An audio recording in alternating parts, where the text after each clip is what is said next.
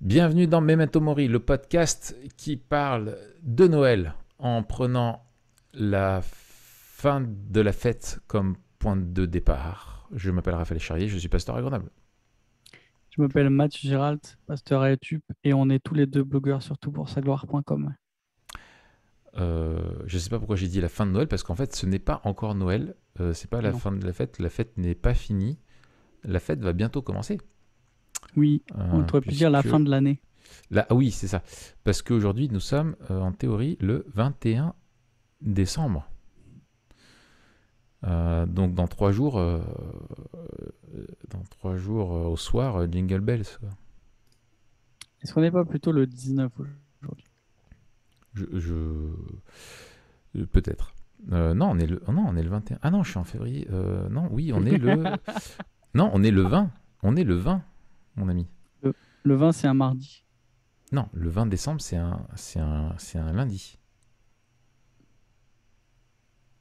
Oh, j'étais en décembre 2022. Eh bah oui, un qui est entre février et l'autre qui n'a pas, mon ami. Donc Ah, on c'est est très le bon 20. ça. Oui, c'est Ah, pas mal. c'est très très bon. C'était On très est bon. le 20, donc dans quelques Bref, jours, voilà, ouais, tout à on va fait. se retrouver. Voilà. J'espère que vous avez ressorti l'album de Frank Sinatra des classiques de Noël. Et puis, bien sûr, Mariah Carey. Et bien sûr, voilà. Exactement. Exactement. Mais je suis plus Sinatra que Mariah Carey quand même, je t'avoue que. Arrête. Ouais. Je n'y crois pas. Non, mais tu sais que je suis un grand fan de Frank Sinatra, moi. C'est vrai? Ouais. C'est ton côté crooner. Je pense que c'est mon côté crooner et italien, tu vois. Ah, ouais. Avec mes ascendants un peu mi-mafia, mi-truand, quoi. Hmm. Je pense que c'est ça. Mais c'est la classe. Sinatra, ça passe toujours. Sinatra, C'est c'est indémodable. c'est la base. Mm. Et j'ai vu que la Gospel Coalition, j'ai découvert ça chaque année, fait un album de l'avant.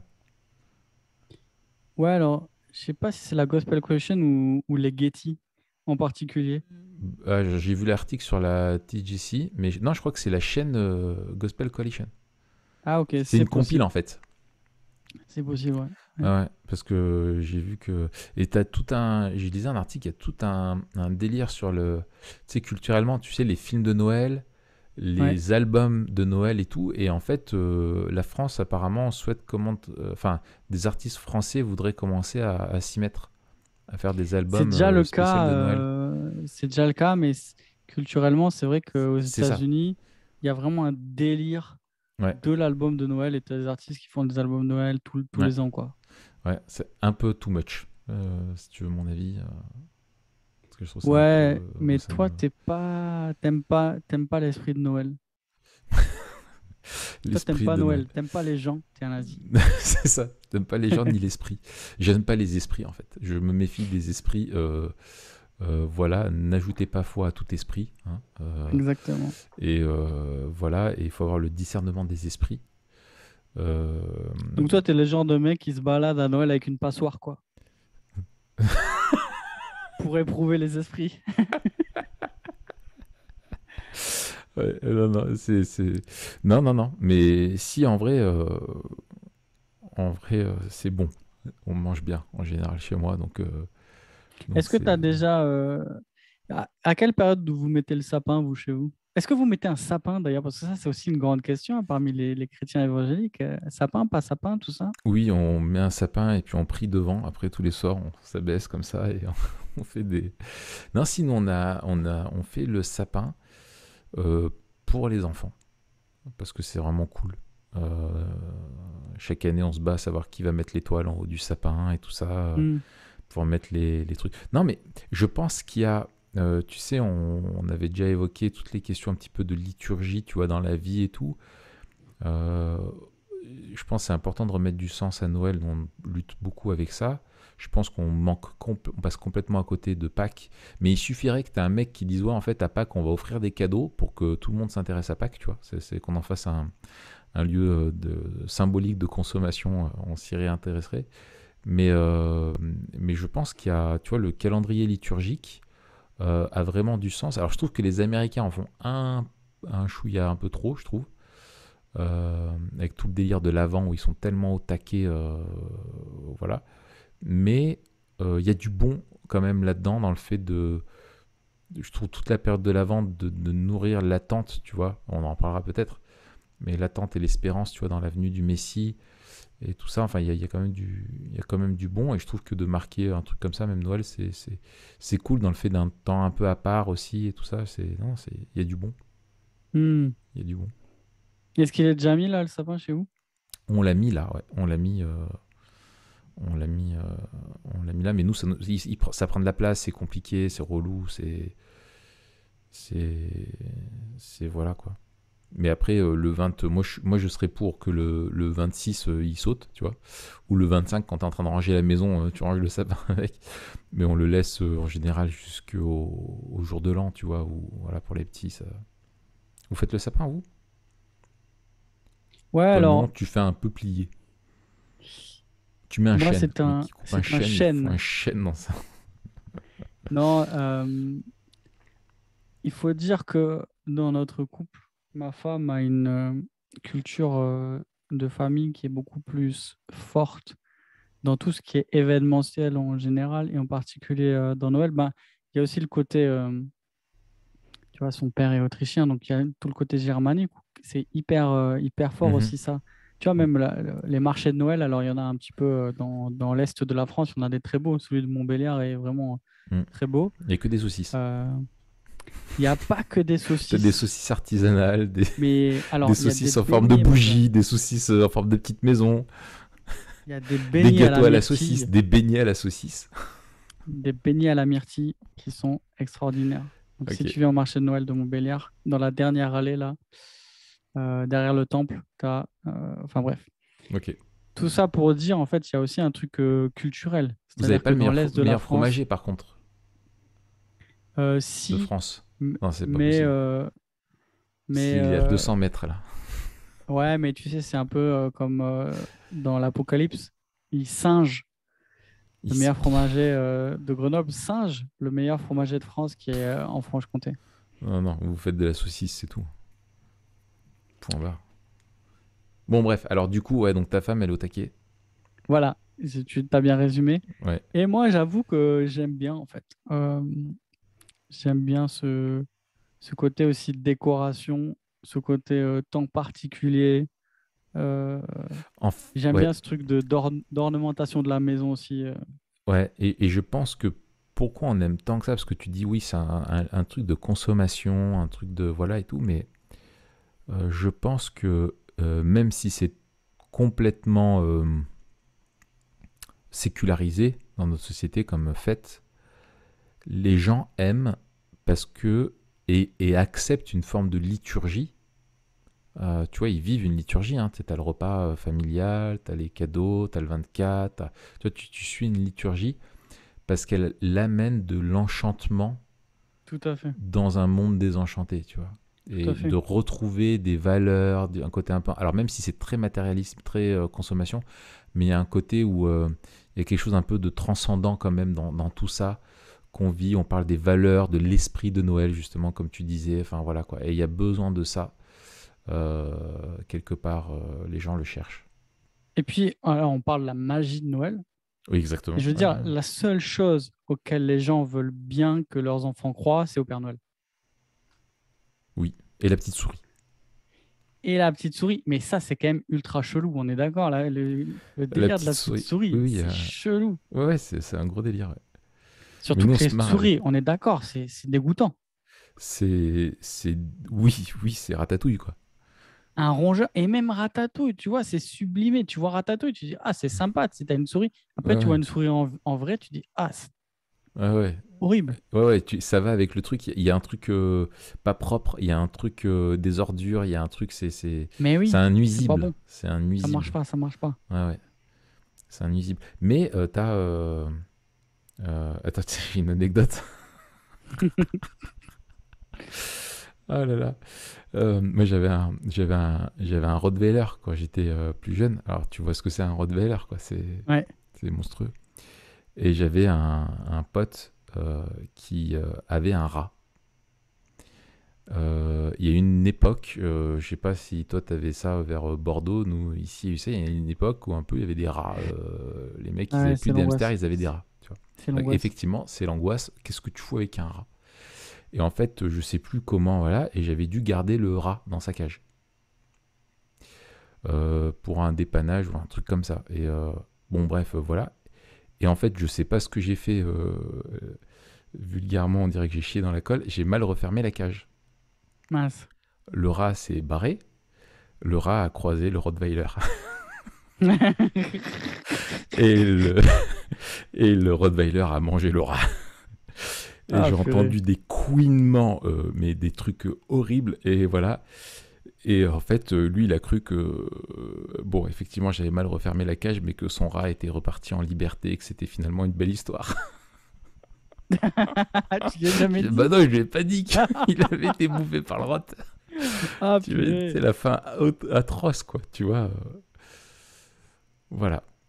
Ah oui, se faire Euh, manger par un chien, c'est Ah oui, oui, ça doit être particulièrement pénible hein, pour un rat, je pense. Il y a des fins plus sympathiques. l'angoisse. Donc, ouais, voilà, ouais. Et le chien, il avait pas hésité 2 secondes, hein, je peux te dire que. Bref, du coup, tout ça pour dire, c'est la magie de Noël. La C'est magie de la magie de Noël, tout Noël, ça. ça nous fait plaisir. Et du coup, on parle de Noël, en fait, aujourd'hui, hein, et on vous souhaite, bien sûr, euh, un joyeux Noël, et c'est super. Alors, Mathieu, il faut que je te pose finalement la question la plus importante, et je pense que personne ne se l'est jamais posée. Mathieu, éclaire-nous de ta science. Oui. Mais avant tout, peut-être, avant de te poser cette question, je vais faire un petit peu de teaser. Non, d'abord, je vais te poser cette question. Non, qu'est-ce que Hmm. je fais? Je sais pas, je suis perdu. Non, alors non, je te pose la question. Allons-y, hein, de but en blanc. Euh, Mathieu, on cherche depuis longtemps, on a étudié, on cherche dans les vieux grimoires, on sonde les prophètes, on sonde tout ça. Mathieu, dis-nous, que fait-on à Noël? Ô sage, éclaire-nous de ta science. Eh bien, je dirais la réponse d'école du dimanche, Jésus. Voilà, bravo, merci. On vous souhaite à tous des bonnes fêtes et on se retrouve l'année prochaine, Merci. c'est ça? Allez, salut. Euh, alors non, Non, mais oui, nous, question obvious, ouais. mais en fait, ça vaut le coup de se la poser. Et il y a des choses Oui, à dire. tout à fait. Parce que, alors de but en blanc, on dirait bah, en fait l'incarnation, et c'est vrai en fait. Euh, alors il y aurait peut-être, Ouais, la nativité, la naissance de Jésus, ouais, ouais. exactement, il y aurait peut-être des choses à dire sur est-ce que c'est judicieux de le fêter à cette date-là, pourquoi la date est apparue, etc. À ce sujet, euh, si vous arrivez à vous le procurer, vous pouvez jeter un coup d'œil à un petit livre, un fascicule qu'a écrit Oscar Kuhlman qui s'appelle Noël dans l'Église, attends, primitive, je crois. Mhm. Noël dans l'Église ancienne, où justement il analyse toute cette question-là de la date du 6 janvier, de la date du 25 décembre, etc. Donc on peut se demander, est-ce que c'est pertinent de le fêter comme ça? Néanmoins, lorsque nous, chrétiens, nous fêtons Noël, c'est cet événement de la naissance de Jésus que nous fêtons. Mhm. Et donc, dans la naissance de Jésus, il y a un fait qui est absolument extraordinaire, que le Fils de Dieu s'est incarné et a partagé notre condition. On en parlait la semaine dernière quand on a parlé de l'Ecclésiaste.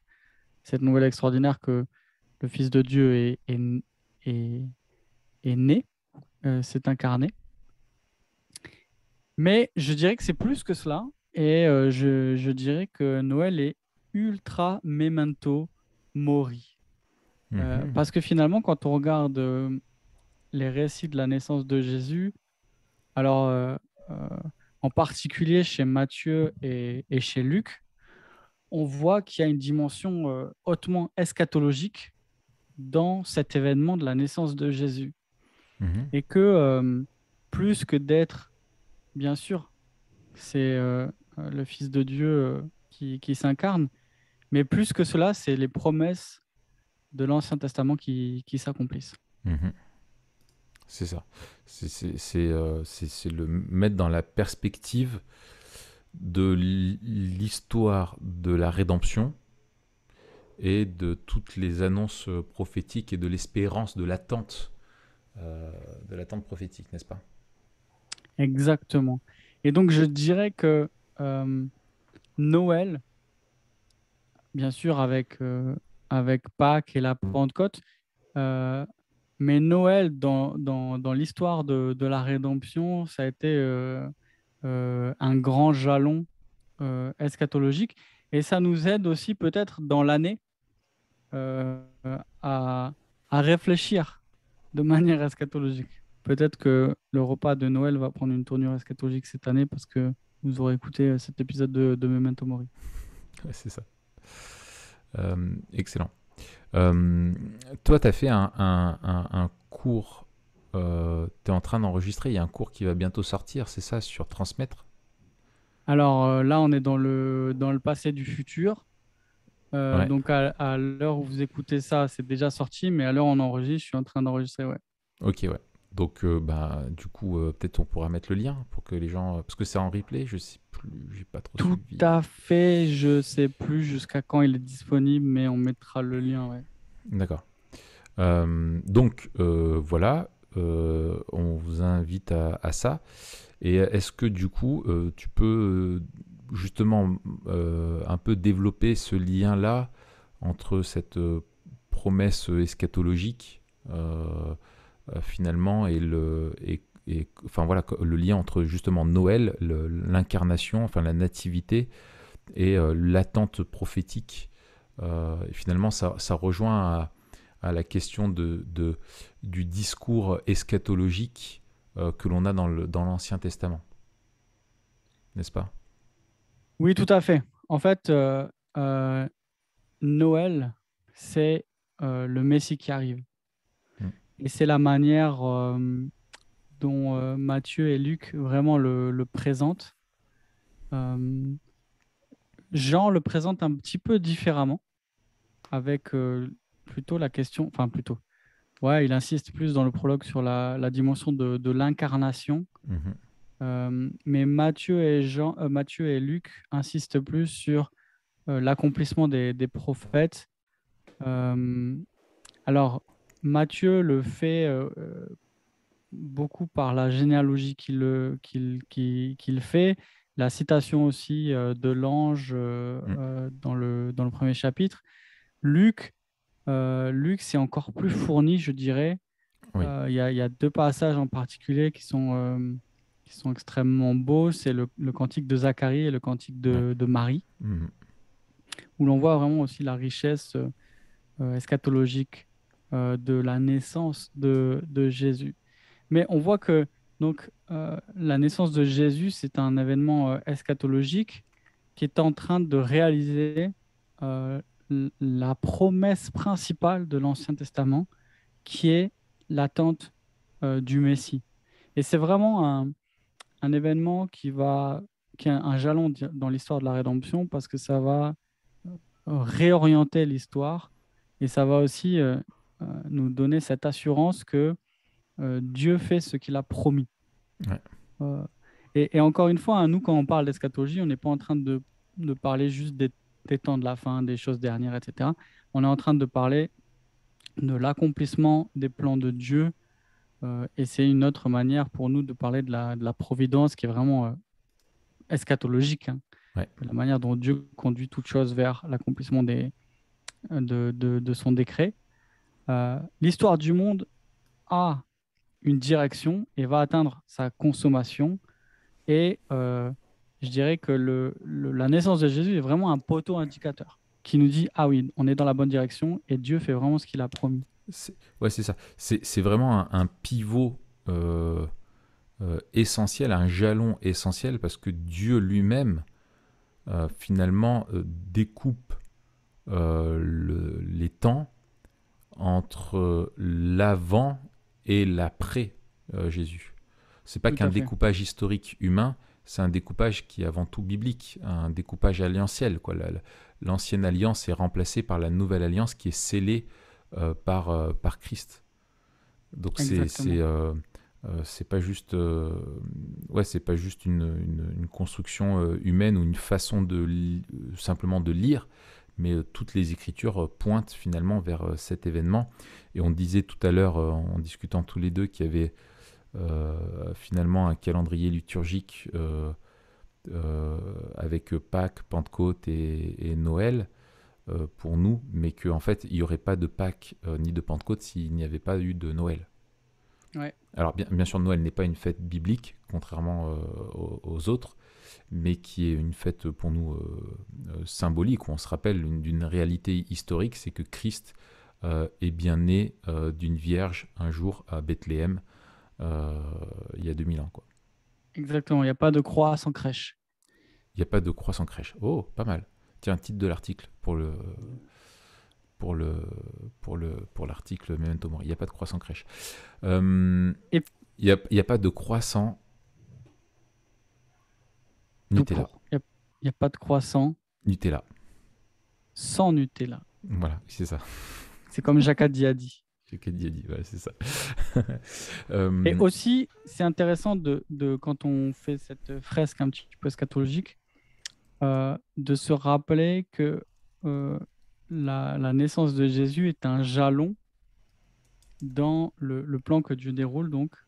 Et ce plan que Dieu déroule, c'est le plan qu'il y avait à la création, qui est de, d'habiter en gloire sur une terre remplie de ses adorateurs. Donc ouais. ça, c'est le plan de Dieu, en fait, depuis Mm, toujours. mm, Mais on voit que ce plan qui devait se réaliser, se déployer par le mandat que Dieu confie à l'homme, eh bien, il échoue, l'homme échoue dans ce mandat à la chute, et que à partir de la chute, l'eschatologie prend un tournant rédempteur. Et donc, en exactement. fait, même notre manière de comprendre la rédemption est eschatologique. Mm, C'est-à-dire que la rédemption est le moyen par lequel Dieu va accomplir son plan de remplir la terre de sa gloire en venant habiter au milieu de son peuple qu'il adore, en, euh, en défaisant son ennemi, en détruisant la mort, en détruisant le péché, en venant renouveler la création maudite et en rachetant un peuple qui va justement constituer les adorateurs au milieu duquel il veut venir habiter. Mais le plan de Dieu et ce qu'il a confié à l'homme, en fait, la tâche de l'homme, c'était de préparer la venue du roi, de mm, préparer la terre pour la venue du roi. Et à partir de Genèse 3,15, on a cette promesse que parfois on appelle proto-évangile, ouais.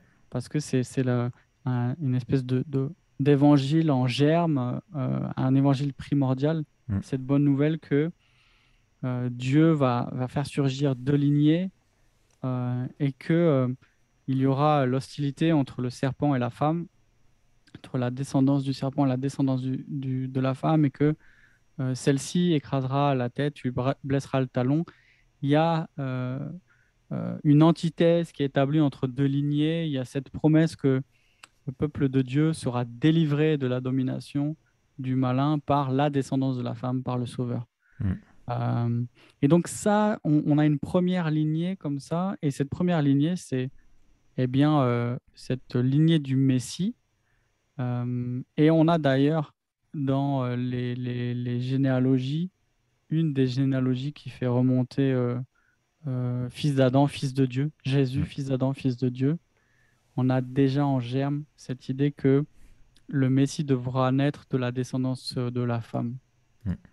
Et à partir de ce moment-là, on a toute la révélation de l'Ancien Testament qui anticipe, qui pointe vers la venue du Rédempteur. Et ce Rédempteur-là, il s'inscrit dans cette mission que Dieu a d'habiter la terre dans sa gloire au milieu de son peuple qu'il adore. Et donc, euh, on apprend au fur et à mesure de la progression, on a une progression dans la révélation, on apprend plusieurs choses sur ce Messie. Et en fait, je dirais que, et là je vais lister un certain nombre de choses qu'on apprend, mais je dirais que la naissance de Jésus, c'est le couronnement de toutes ces attentes. D'abord, on apprend quoi? On apprend eh bien qu'il sera descendance de la femme et qu'il écrasera la tête du serpent. On apprend qu'il sera un descendant d'Abraham et que en lui seraient bénies toutes les nations de la terre. On apprend qu'il sera un descendant de la tribu de Juda. Parmi tous les frères, et ça on le voit un peu plus particulièrement dans la généalogie de Matthieu, parmi tous les frères de Joseph, donc les fils d'Israël, les fils de Jacob, en fait c'est à la tribu de Juda que leur père attribue une vocation royale. Et donc, on apprend qu'il sera un descendant de la tribu de Juda. On apprend aussi qu'il sera un descendant de David, à qui appartiendra un règne éternel. Mm. Et ça, ben, c'est très fort dans l'alliance que Dieu fait avec David dans 2 Samuel 7. Mais c'est aussi cité par Ésaïe, qui nous parle d'un règne éternel du fils de David. Il sera aussi un grand prophète, à la manière de Moïse qui conduira le peuple dans la connaissance de Dieu. Il sera un prêtre éternel, nous dit le psaume 110, qui conduira le peuple dans la présence de Dieu, et un grand roi qui régnera sur le peuple. Et donc là, on a aussi quelque chose d'absolument unique que les prophètes annoncent et que l'Ancien Testament annonce, c'est que cette figure du Messie, celui que le peuple attend, va récapituler les offices de prophète, de prêtre et de roi, quelque chose qui était impossible dans ce temps-là et qui sera possible dans cette personne-là. Mm. Et on a aussi cette idée, et ça c'est extraordinaire, on le lit dans Ésaïe 7, que la venue du Messie, elle est décrite comme la venue de Dieu lui-même. Dans la personne du Messie, c'est Dieu qui vient habiter au milieu de son peuple. Et là, c'est aussi extraordinaire de considérer que à Noël, on est en train de fêter, et ça c'est aussi Jean le dit d'une manière particulière quand il dit que la parole c'est fait chair. Et il dit à tabernacler. Ouais, à demeurer parmi nous. Ouais. Exactement. Et ce terme, il emploie ce terme-là lié au tabernacle, qui est un peu bizarre et que nous on traduit par demeurer, bien sûr pour signifier la présence de Dieu lui-même au milieu de son peuple. Mais c'est plus que cela, c'est la présence en gloire de Dieu au milieu de son peuple. Et quelque part, qu'est-ce qu'on est en train de réaliser? On est en train de réaliser qu'avec l'incarnation, avec la naissance de Jésus, on est en train de goûter au plan de Dieu qui est, on le rappelle, hein, de venir habiter dans sa gloire au milieu de son peuple sur terre. Et là, on a Dieu qui fait déjà ça en Christ. Dieu qui vient déjà habiter et manifester sa gloire dans son Messie au milieu de son peuple. Ouais. Donc ça, c'est extraordinaire. On a aussi cette dimension de l'immanence. On a cette transcendance de Dieu qui nous dépasse, mais aussi cette proximité de Dieu qui vient habiter au milieu de son peuple. Ouais. Et qui n'est pas juste ce qui s'est passé en Christ, mais aussi ce qui était annoncé par les prophètes. Il est aussi le serviteur du Seigneur, celui qui souffre, qui prend le péché de son peuple pour en faire l'expiation. Ça, les chants du serviteur dans Ésaïe, en particulier Ésaïe 53, c'est aussi quelque chose que les apôtres vont beaucoup appuyer et expliquer, puisqu'en fait, ils ont dû expliquer que ce Messie-là, qui était compris d'abord comme une figure royale, d'abord comme celui avec qui arriverait le royaume que Dieu a promis, et le jour que Dieu annonce, le fameux jour du Seigneur qui est terrible, qui est épouvantable, qui est à la fois un jour de jugement pour tous les ennemis de Dieu et de son peuple, mais aussi un jour de délivrance de salut, pour le peuple. Eh bien, ce Messie, non seulement il est cette figure royale, davidique, qui vient juger et qui vient délivrer, mais il est aussi le serviteur du Seigneur qui doit mourir pour faire l'expiation du péché de son peuple.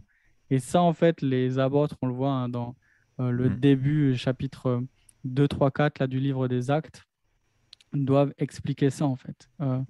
Qu'il est vraiment le Messie et que cette dimension-là du Messie, elle est super forte. C'est ça, c'est ce qu'on a dans l'Ancien Testament qui est annoncé souvent de façon un peu thématique, à droite, à gauche, etc., le Nouveau Testament nous montre que Jésus est vraiment en fait la synthèse de tout cela.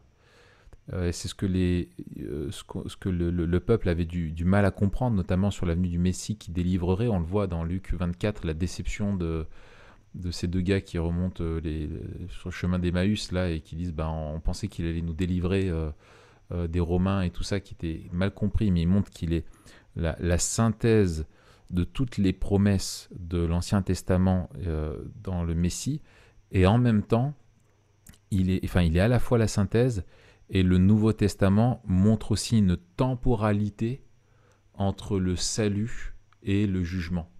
Là Tout où à fait. les Écritures, l'Ancien Testament, des fois le compressent, et c'est tout l'enseignement avec Jean-Baptiste, notamment dans sa...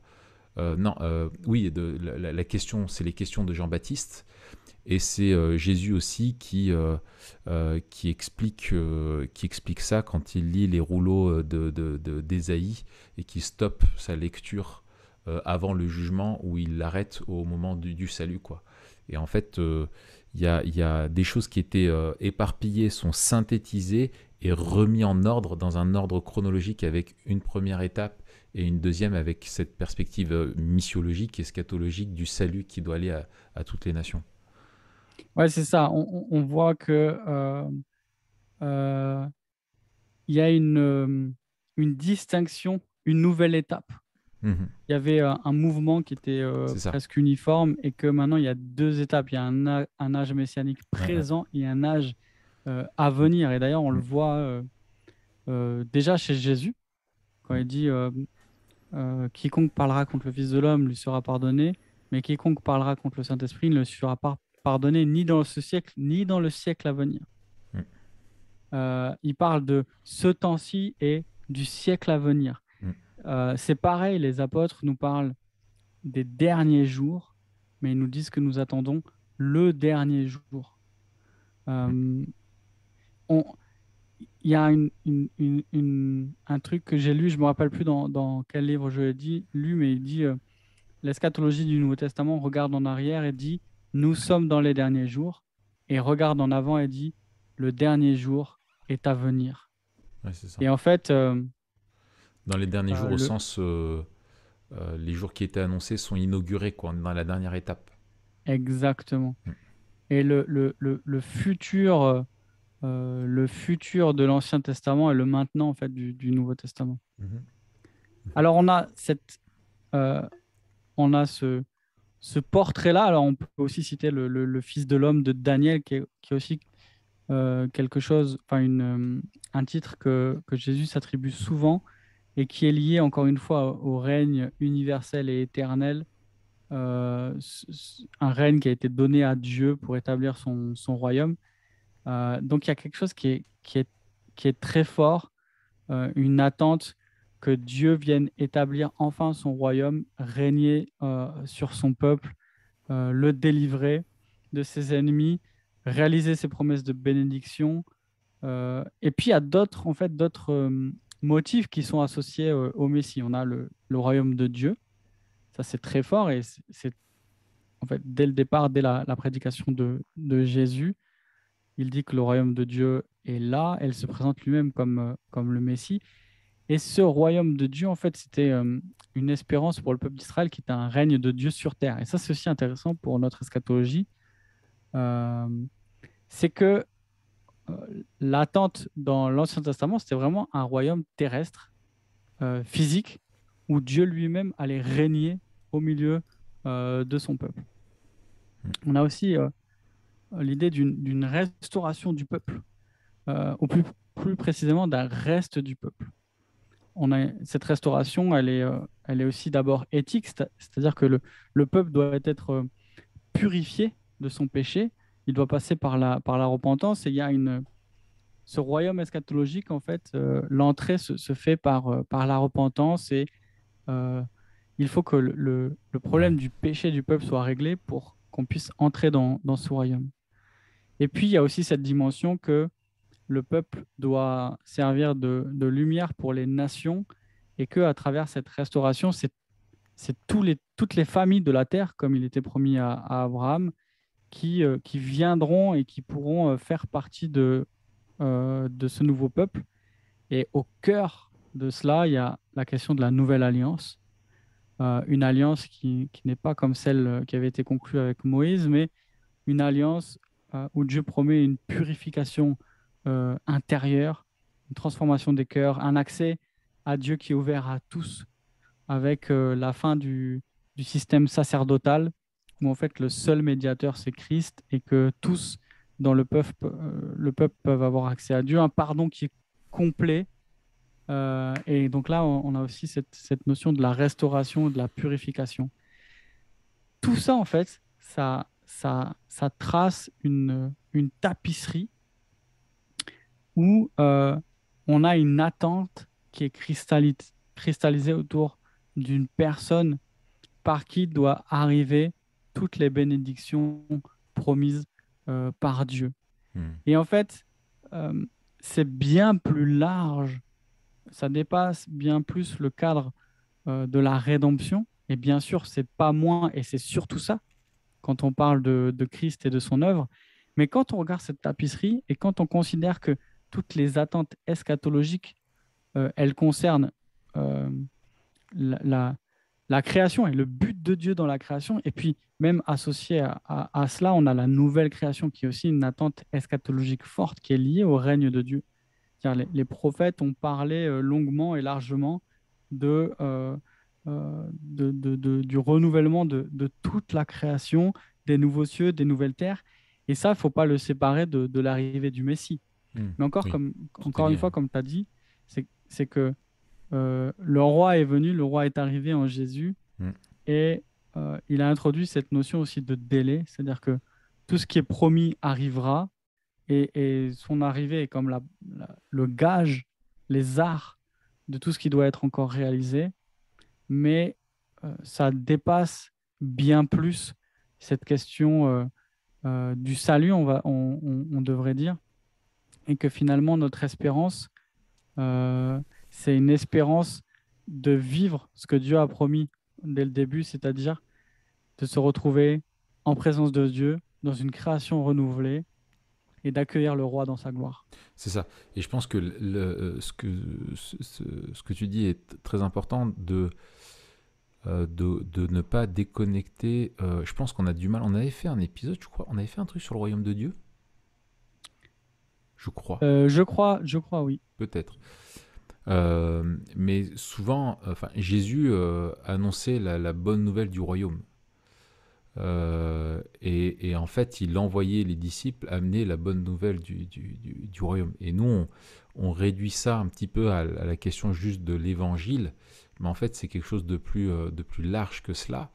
Et en fait, c'est la naissance du roi, en fait, la venue la naissance de Jésus. Et en fait, la naissance du roi, le roi, Dieu roi qui vient naître sur terre, c'est l'inauguration en fait de la conquête de son royaume. Et en fait, c'est quelque chose d'intéressant parce qu'on peut le prendre à différents degrés, dans le sens il y a un règne éternel de Dieu, bien entendu. Il y a une reconquête de ce règne. Tu vois, ce règne, en fait, comme des poupées un peu gigognes, quoi. Tu vois, tu as le règne éternel de Dieu, mais tu peux faire un zoom en disant cette reconquête de ce règne commence dès le proto-évangile, dès la chute. C'est le projet de Dieu, et c'est ça que moi j'aime me rappeler, c'est que le proto-évangile est annoncé avant tout à Satan. Et c'est ce que disait John, non, c'est Edwards. Il disait la première promesse de l'évangile, elle est faite à son ennemi, où en fait Hmm. il va être détruit. Et le but de Dieu dans la rédemption, avant tout, est de mettre et de se glorifier et de remettre Satan, enfin de vaincre son ennemi, quoi. Tu vois, il y a une dimension cosmique avant d'être, tu vois, qui est annoncée avant d'être une dimension finalement juste entre lui et nous, quoi. C'est quelque chose de plus large que ça.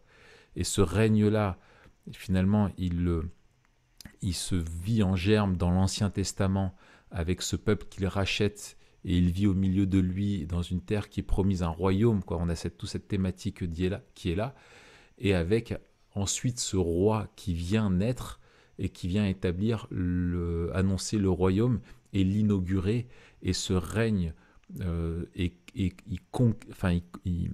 va conquérir, Conquérir, ouais. il va conquérir ce règne finalement par sa mort à la croix, et sa résurrection et son intronisation dans ce règne-là, et en même temps il reviendra pour juger et établir son royaume terrestre. Enfin, tu vois, c'est un truc tout, tu vois, ça s'ouvre, ça se ferme, ça se referme, ça se rouvre, c'est des mouvements qui sont magnifiques. Et en fait, c'est ça qui est, euh, qui est super beau. Et alors, je pose une question comme ça, en t'écoutant, je me disais, euh, tu vois, tu disais pour rentrer dans les prophètes de l'Ancien Testament annonçaient finalement que pour rentrer dans que ce Messie-là appellerait à la repentance, et qu'en fait on rentre dans le royaume par la repentance, et qui demande une humiliation. Et je me dis, je vois, enfin, je veux pas tirer trop le trait, mais je vois quelque chose de beau dans le fait que on parle de l'incarnation aussi. Dans l'incarnation, on parle de l'humiliation de Christ. Il y a l'humiliation et l'exaltation. Et l'humiliation, en fait, l'incarnation, comme on le disait la semaine dernière, il s'incarne dans le monde de Genèse 3. Il vient se soumettre à ça. Il est devenu semblable en tout point à nous. Il est vraiment devenu homme. Il s'est abaissé à cela.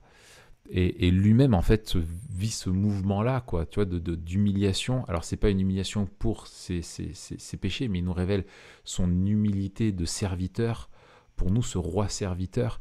Et finalement, nous, pour rentrer dans son règne, il faut qu'on suive l'abaissement, nous aussi, quoi. Tu Ouais, vois, ouais, tout à fait. je trouve ça beau. Et, euh, et ça aussi, je trouve, c'est beau, cette humiliation est la marque d'une grande humilité. Et c'est beau de voir que un des plus beaux passages sur cette question-là, c'est dans Philippiens 2, Mhm. et que Paul emploie cette humiliation avec ce motif-là, Mhm. hein, humiliation, glorification. Mhm. Euh, Dieu l'emploie pour donner un exemple Mhm. de ce que ça veut dire euh, de, d'être par humilité, de considérer Les autres euh, comme supérieurs à nous-mêmes. les intérêts des Mhm. autres plutôt que de considérer ses propres intérêts.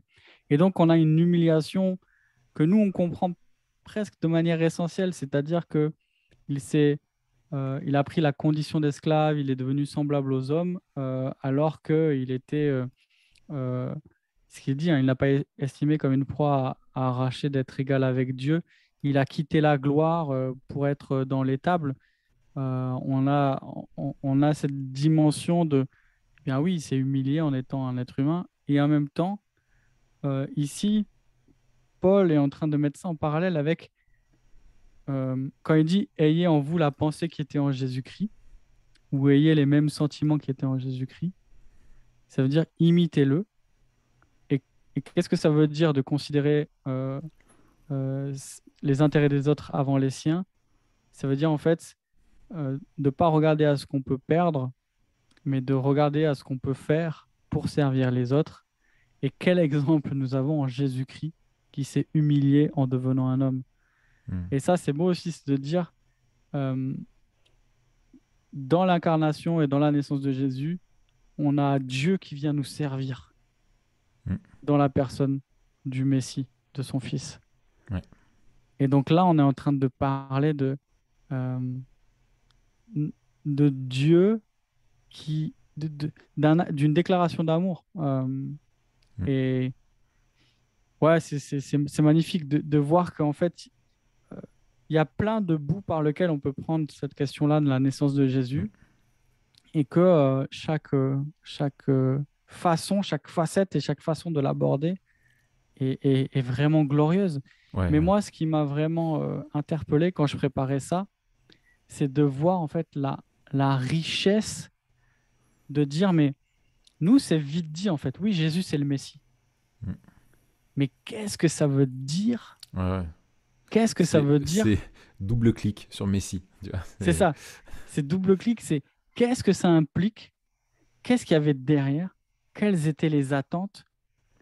Et qu'est-ce que Dieu est en train de faire en fait? Mm. Avec cet événement et de voir, c'est ça qui est encore plus extraordinaire, le contraste entre la gloire de ce qui se passe à ce moment-là, dans la naissance de Jésus, et la réalité des choses.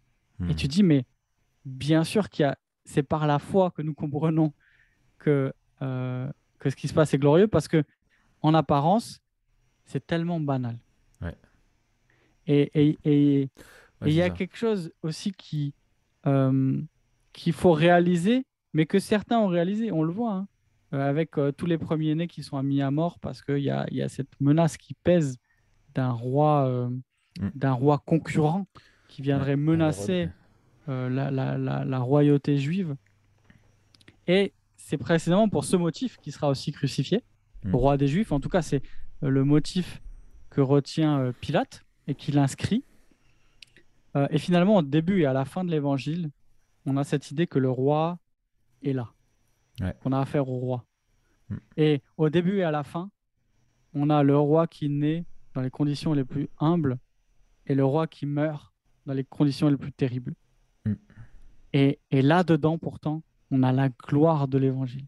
C'est On a ça. la manifestation de la puissance de Dieu. On a la manifestation de son amour et aussi de sa colère, de son jugement qui vient sur Hmm. les hommes. Et on a la réalisation de son plan.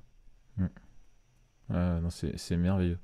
Et c'est vrai que cet étau de l'humiliation au début et à la fin, ces conditions-là, sont. Tu vois, je me disais, humainement, tu te dis, s'il y a un roi divin, si Dieu roi se fait homme et vient sur terre, tu te dis, bah, il va pas dans un village, il va à la capitale. Il C'est va ça. pas dans une étable, il va au palais où il naît sur le parvis du temple, quoi, tu vois. Il convoque pas les bergers du coin et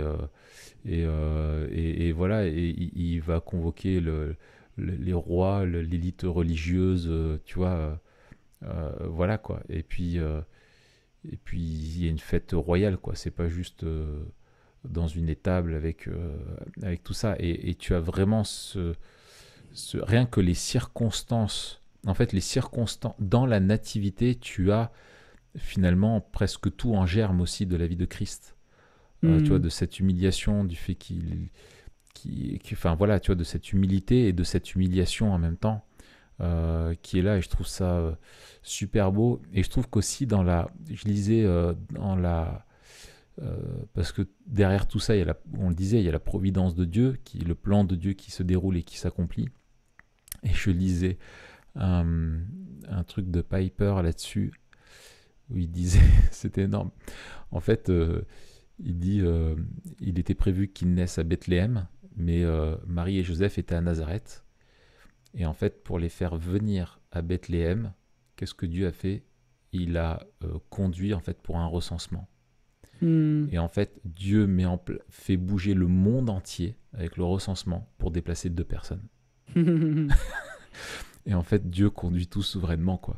Et en fait, il fallait en déplacer 2, mais pour les déplacer, il a fait bouger, voilà. Et en fait, il dit, et ça, tu le vois avec toutes les nations, avec tout le, voilà. Dieu, en fait, incline et gouverne l'histoire jusque dans les moindres détails pour un projet qui est précis, tu vois, et il est capable de tout mettre en œuvre.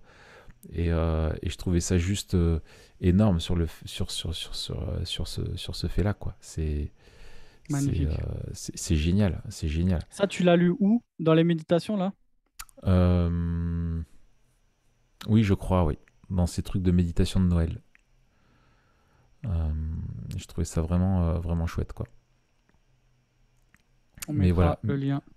ouais, ouais, ouais. Mais vraiment, ouais, je pense je trouve que c'est quelque chose qu'il faut qu'on retienne. C'est vraiment les conditions de la naissance de Christ sont finalement emblématiques, annonciatrices de ce que sera sa vie, sa mission, et que finalement commence par une humiliation et puis une identification finalement à l'homme dans sa dimension la plus simple, la plus humble, la plus basse, quoi, de la société. Et ce n'est que le début, tu vois, de l'humiliation, sa naissance, quoi, parce que toute sa vie, il servira, il guérira, il démontrera sa sagesse, son amour, il passera du temps avec celles et ceux que le monde rejette, et il ira jusqu'à mourir sur la croix afin de payer à notre, de payer nos fautes, quoi, de payer pour nos fautes et de nous donner la paix qui est annoncée finalement avec la venue du Messie, quoi. Tu vois, c'est Hmm. cette paix qui est annoncée même par les anges, tu vois, paix sur la terre, et tout ça, c'est en fait le prix de cette paix, c'est sa mort, quoi. Euh, Hmm. donc ouais, c'est beau. Alors du coup, je te propose du coup que tu nous dises un petit peu pourquoi en fait Noël est finalement hyper memento mori. Eh ben, on l'a vu, en fait, Noël, c'est un jalon, une charnière et un poteau indicateur eschatologique. On le voit dans ce que Zacharie déclare et dit, béni soit le Seigneur, le Dieu d'Israël, parce qu'il a visité et racheté son peuple. Il nous a donné un puissant sauveur dans la famille de son serviteur David. C'est ce qu'il avait annoncé par la bouche de ses saints prophètes des temps anciens, un sauveur qui nous délivre de nos ennemis et de la domination de tous ceux qui nous détestent. Ainsi, il manifeste sa bonté envers nos ancêtres et se souvient de sa sainte alliance, conformément au serment qu'il avait fait à Abraham, notre ancêtre. Et donc là, on a Zacharie qui nous dit, mais ce qui se passe là, euh, ce qui se passe, c'est la réalisation des promesses de Dieu. Euh, Jésus nous dit, ce qui se passe, c'est la réalisation des promesses de Dieu, mais il nous dit, elles ne sont pas encore toutes réalisées. Et le roi est venu, le roi reviendra. Et Mm, lorsque le roi reviendra, il va instaurer euh, le royaume qu'il a inauguré, il va le parachever. Euh, le pays qui a été promis, il va le donner. La création qui a été tordue, il va la renouveler. Le mm, peuple qui s'est acquis, il va complètement le purifier. mm, Et, et le règne qu'il a inauguré dans l'humiliation, il va venir le parachever dans la ouais. gloire. Et le jugement aussi sera exercé, quoi.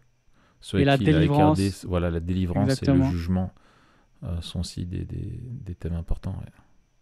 Donc en fait, euh, on a, et c'est ce que je trouve euh, qui est beau, il y a une autre promesse eschatologique qui est très importante, c'est le don de l'esprit, Mhm, et un passage qui est pour moi très important pour ça, c'est Acte 2 avec la Pentecôte, bien sûr, mais où en fait il y a une lecture eschatologique à faire de la Pentecôte. Deux choses. La promesse de l'Esprit est liée au temps de la fin.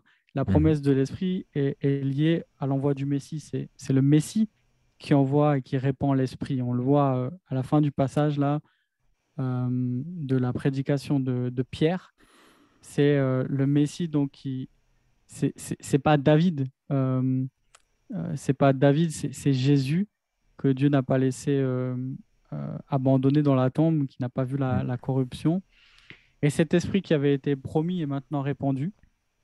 Et on a ce télescopage mm, dans Acte 2 où il parle euh, de ce jour où Dieu répand l'esprit et dit en fait c'est ce qui est en train de se produire à la Pentecôte. On est en train d'être les témoins de cet événement eschatologique qui est l'esprit qui avait été promis, que Dieu déverserait et en même temps qui annonce ce jour de l'éternel à venir. Et il y a tout ce passage aussi dans Joël de ce jour terrible qui mm, est caractérisé par tout un vocabulaire de la décréation. Et il dit, et quiconque invoquera le nom du Seigneur sera sauvé.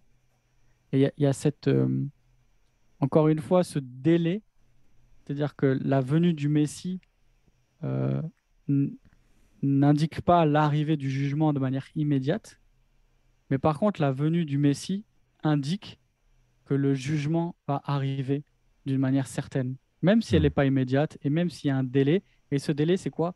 C'est le temps de la patience et c'est le temps de la prédication de l'évangile. mm, mm, C'est le mm, temps où on annonce le Messie est venu, le Messie reviendra, le Messie, le roi est venu pour sauver, le roi reviendra pour juger. Et entre-temps, quiconque invoquera le nom du Seigneur sera sauvé. mm, Euh, et donc, en fait, cet événement eschatologique, c'est aussi quelque chose euh, euh, qui vient donner du fuel, je sais pas comment dire, donner du carburant Mm, à la mission. Et c'est d'ailleurs aussi ce qu'on voit hein, dans la généalogie de Matthieu, où il est question des nations d'une manière assez particulière, et notamment avec les femmes qui sont présentes dans cette généalogie, et cette idée que le Messie est venu pour être ce que Israël n'a pas été, c'est-à-dire la lumière des nations, mm, le moyen par lequel Dieu se fait un peuple de toutes les nations.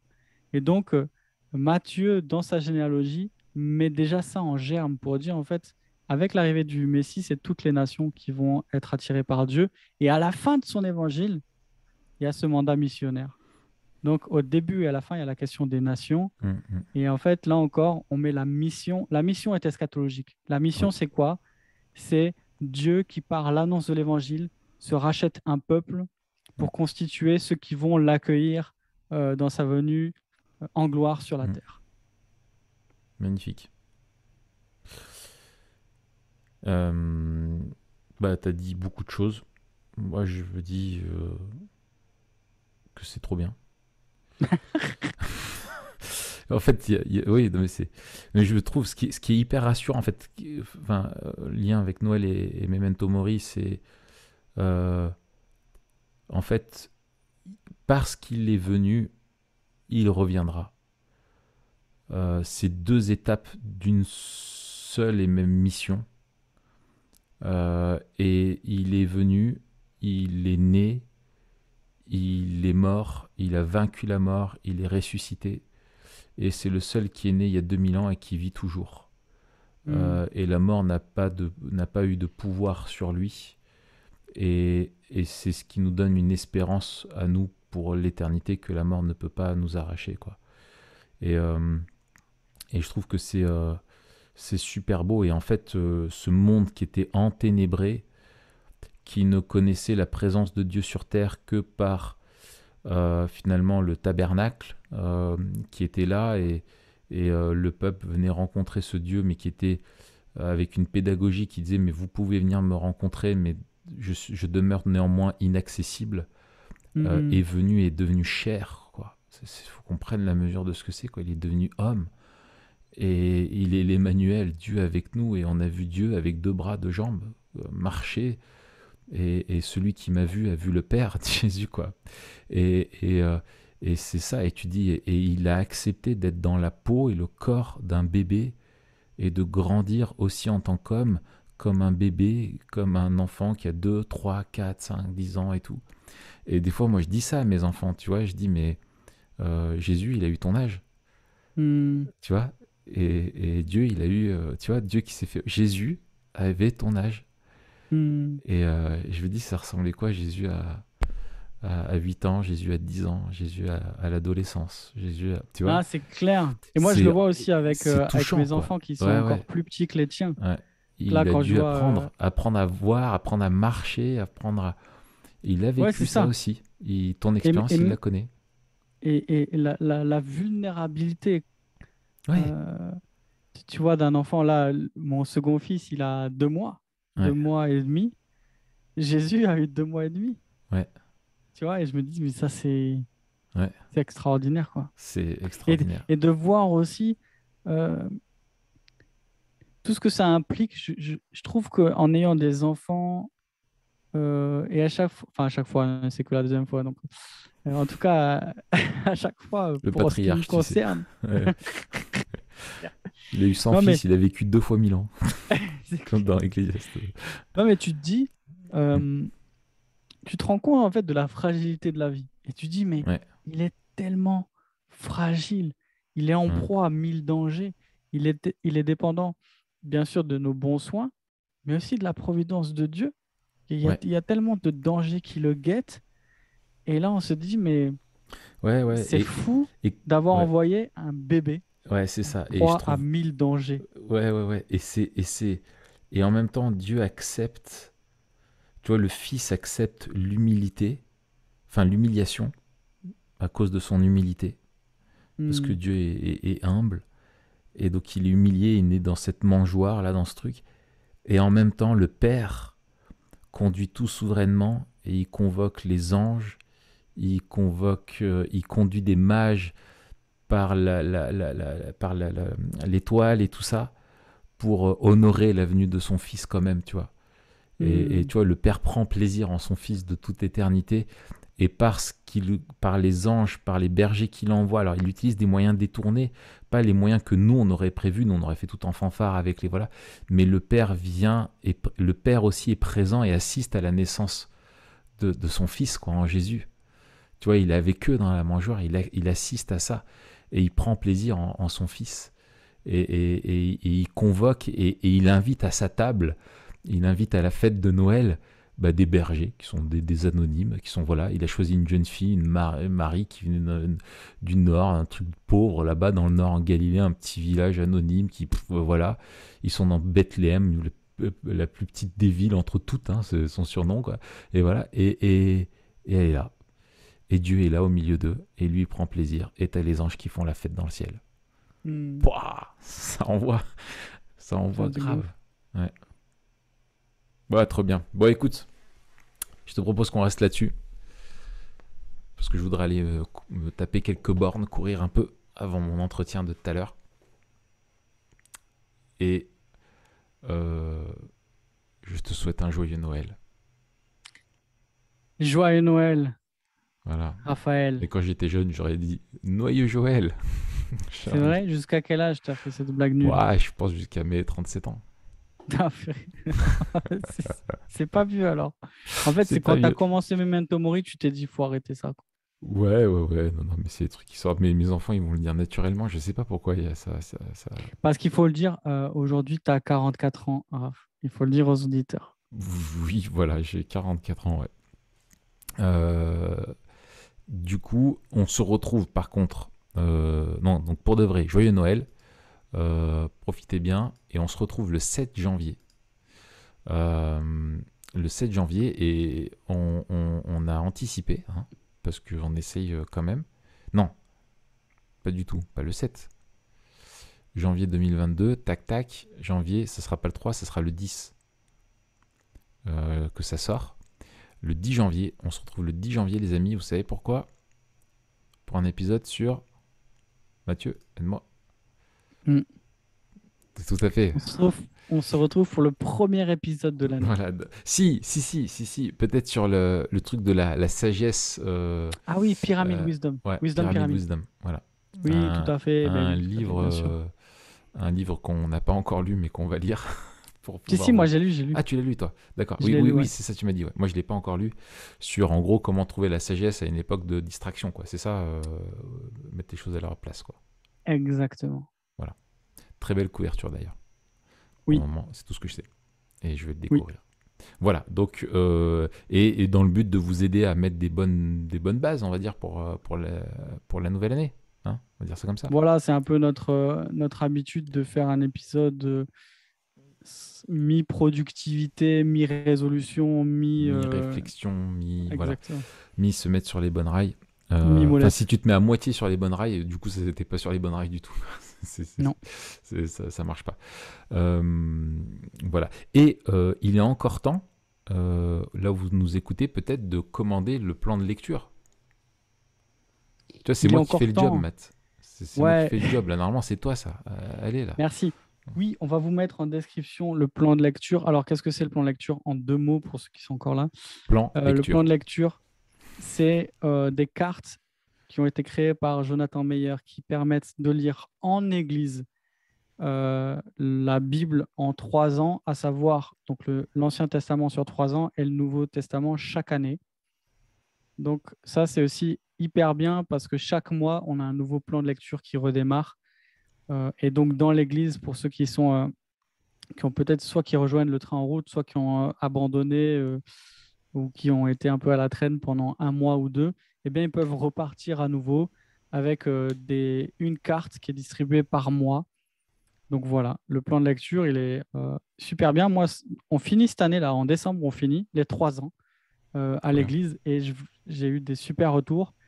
Des gens, il n'y a pas longtemps, un frère qui me disait, ce plan, il est génial. Avant, je lisais pas. Ce plan, il m'a aidé à trouver un rythme, à être régulier, à lire des livres de manière continue et il a fait tout le plan. Donc ça, Trop bien, c'est vraiment super. trop bien. Excellent. Eh ben, super. Nous, on l'a commandé, hein, on va le faire aussi en église. Ah, Voilà. génial. Et ce qui est bien, c'est que comme c'est modeste, mais quand même, quand on n'a pas l'habitude de lire, c'est quand même ambitieux de tenir surtout sur la durée. C'est pas lire un jour. Le défi, c'est de tenir dans la durée. Mais c'est tellement bénéfique. Et donc, il permet à tous de pouvoir le suivre. Et je me dis que même ceux qui veulent lire plus ou qui ont l'habitude de lire plus peuvent rajouter, par exemple, un psaume par jour Oui. et voilà, sans problème, quoi.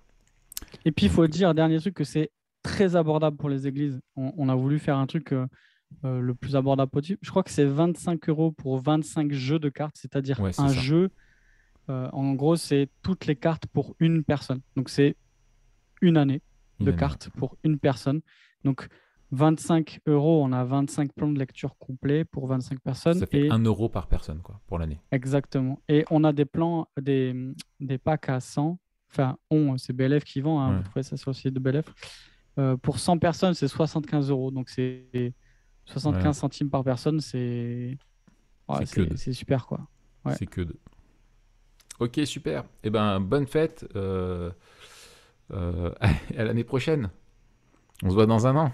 Voilà. Allez, Il manquait salut! celle-là après Noyer Joël. On se Oui, voit tout à dans un fait, an. tout à fait, tout à fait. Voilà. Allez, ciao, ciao.